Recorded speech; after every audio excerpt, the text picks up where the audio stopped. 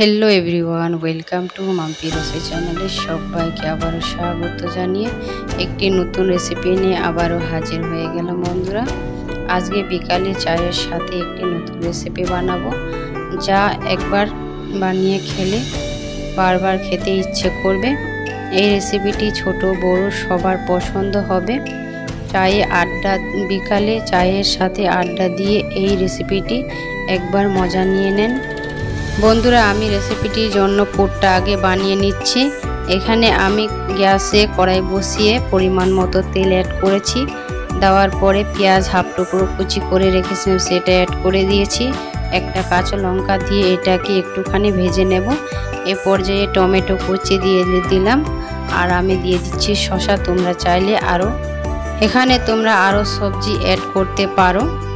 বন্ধুরা এখানে আমি মাঝারি সাইজের একটা আলু সিদ্ধ করে রেখেছিলাম সেটাকে দিয়ে এটাকে ভালোভাবে একটা পুর বানিয়ে নেব। এইভাবে রান্নাটি করে নেব আমি মাত্র 2 মিনিটের মতো এই পুরটি বানিয়ে নেব। এখন আমি স্বাদ অনুযায়ী লবণ দিয়েছি। পর্যায়ে হাফ টিস্পুন জিরে গুঁড়ো, হাফ টিস্পুন লঙ্কার গুঁড়ো, হাফ টিস্পুন ধনে গুঁড়ো দিয়ে এটাকে নেড়ে চেড়ে তুলে নিচ্ছি। এই পর্যায়ে নেক্সট স্টেপে চলে এসেছি। এখানে 2 কাপের মতো ময়দা নিয়েছি আমরা, তোমরা চাইলে আটাও নিতে পারো। এখন 1 টিস্পুন দিয়ে দিলাম আমি সাদা তেল দিয়ে এটাকে ভালোভাবে মেখে নিচ্ছি। এখন আমি পরিমাণ মতো পানি দিয়ে এটাকে একটা ডো বানিয়ে নেব।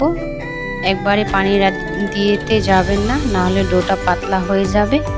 এখন আমি এটাকে 10 মিনিটের জন্য রেস্টে রেখে দেব। রাখার পরে আবার চলে এসেছি আমি নেক্সট স্টেপে। এখানে আমি ভালোভাবে রুটির আকৃতি দিয়ে এটাকে বেলে নেব। বন্ধুরা এই দুর্দান্ত রেসিপিটি একবার বানিয়ে খেলে বারবার খেতে ইচ্ছে করবে। এখন আমার রুটিটি বেলানো হয়ে গেছে। এখন আমি ছুরি দিয়ে ভালোভাবে কেটে নিচ্ছি। তোমরা চাইলে যে কোনো শেপ দিতে পারো। এইভাবে যদি বানাও বন্ধুরা বাসার যে কেউ এই রেসিপিটি পছন্দ করবে। রেসিপিটি ভালো লাগলে বন্ধুরা লাইক দিয়ে সাবস্ক্রাইব করে রাখবেন। এখন আমি আলুর পুরটি দিয়ে দিচ্ছি। এখন আমি চারদিকে তেল ব্রাশ করে দিচ্ছি। এইভাবে ব্রাশ করে দিতে হবে, তাহলে শেপটি অনেক সুন্দর হবে, ভাজার সময় খুলবে না। এখন আমি এইভাবে একটি সুন্দর শেপ দিয়ে দেব। বন্ধুরা যতটা দেখতে সুন্দর রেসিপিটি খেতে অনেক মজার। এই রেসিপিটি তোমরা ডিম দিয়েও করতে পারো। একবার বাসায় ট্রাই করে দেখবে যে এই রেসিপিটি খেতে কতটা মজার। এখন আমি ভালোভাবে একটা শেপ দিয়ে দেব। তোমরা চাইলে যে কোনো শেপ দিতে পারো। বন্ধুরা ভিডিওটি ভালো লাগলে লাইক দিয়ে বন্ধুদের কাছে শেয়ার করে দেবেন এবং নতুন বন্ধু হয়ে থাকলে সাবস্ক্রাইব করে রাখবেন।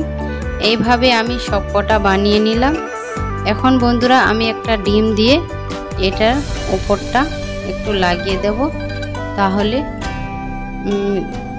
অনেক দেখতেও ভালো লাগবে আর খেতেও মুচমুচে হবে, অনেক মজাও লাগবে। এইভাবে আমি ব্রাশ করে দিচ্ছি। এখন আমি পরিমাণ মতো তেল গরম করে রেখেছিলাম, এখন তেলের মধ্যে এটাকে ছেড়ে দিচ্ছি।